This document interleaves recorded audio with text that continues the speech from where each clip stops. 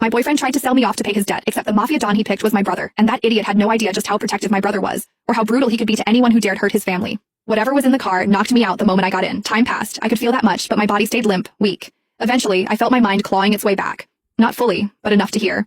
Miles was on the phone. First call, he was yelling at someone for pushing him to repay a debt. Then the second call, it was a call to his mother, telling her he wouldn't be making it to Christmas dinner.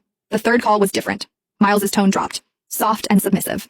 Sir, I know it was generous of you to let me leave and try to gather the money I owe the casino, but I still couldn't come up with everything. So, like you said, I brought my girlfriend tonight. Maybe we can try that thing you mentioned, handing her over to your Don. He hesitated. I'm willing to do whatever it takes to clear my debt.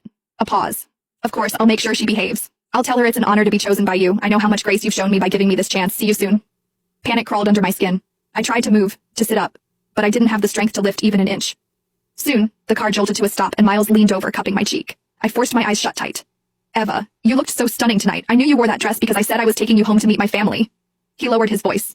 You know my tuition debt's a mess. I thought maybe I could hit a lucky streak at the casino. I never meant to lose everything. But now I owe money to a thug who threatened to kill me and my family. But luckily, he said you're just his boss's type. I owe him 20 grand, Eva. I can't let him go after me and my mom. His voice dropped, almost guilty. Don't blame me, Eva. Blame yourself for being too damn pretty. Just one night. Mr. Snake said it's only for one night. Then I'll come get you. I swear. I'll take care of you for the rest of your life.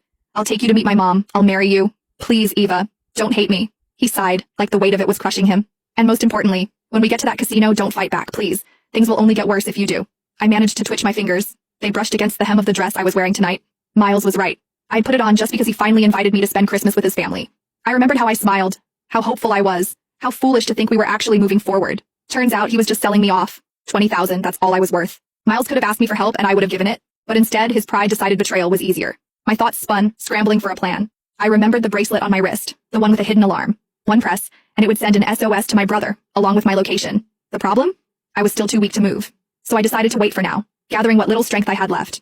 Whoever this boss Miles was trying to hand me off to, if I had the chance to mention my brother, they wouldn't dare touch me. And if that didn't work, I still had the bracelet. A few minutes later, the door opened beside me. Rough hands pulled me out of the car. I brought her, just like you asked, Miles said, his voice trembling with fake pride. A rough voice answered, laced with amusement. I gotta admit, even in my line of work, I didn't think you'd actually sell your girlfriend, but... A hand grabbed my chin, tilting my face up. You were right, she's very pretty.